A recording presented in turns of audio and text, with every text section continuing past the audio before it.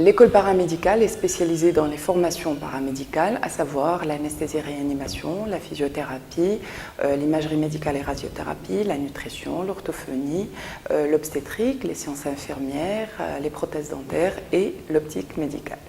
Alors notre formation, elle se fait en 3 volets. Un volet théorique qui est le savoir, un volet pratique qui est le savoir-faire et un volet qu'on délivre à nos étudiants qui est le savoir-être. Alors les formations théoriques, elle est assurée par des professeurs de renommée en Tunisie et également à l'étranger.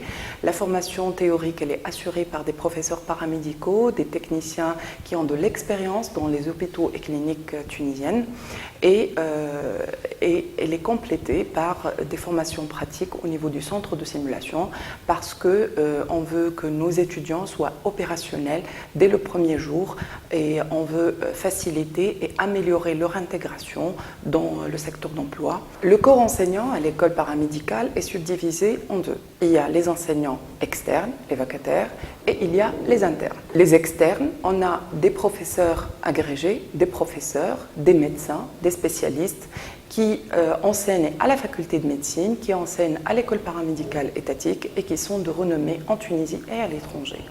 Pour les enseignants internes, ce sont, comme je l'ai dit, des docteurs et on leur assure des formations pédagogiques avant d'entamer l'expérience d'enseignement avec nos étudiants.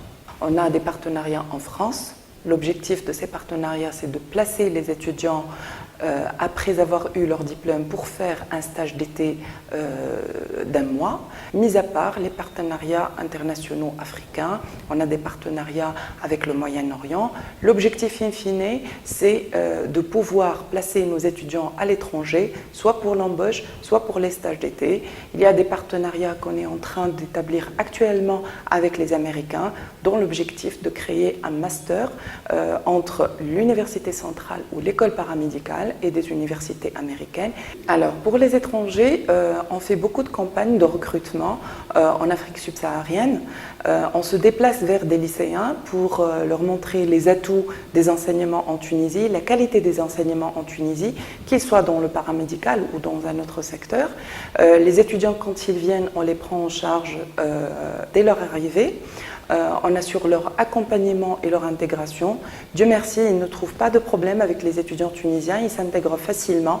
À l'école paramédicale, on table beaucoup sur la qualité de formation. Pourquoi la qualité de formation? Parce que notre objectif, in fine, c'est d'avoir un étudiant qui est embauché directement après avoir eu son diplôme. Pour garantir cette intégration qui est rapide, efficiente, il faut justement tabler sur une bonne qualité de formation théorique, comme je l'ai dit, avec une bonne qualité de formateur, enseignant, avoir une bonne qualité de formation pratique, garantir de bons laboratoires, de bonnes séances de simulation et garantir également un savoir-être via des activités extra-académiques. Il faut assurer aux étudiants beaucoup de formations en soft skills, en techniques de communication, beaucoup de formations sur l'entrepreneuriat, justement pour avoir un étudiant open.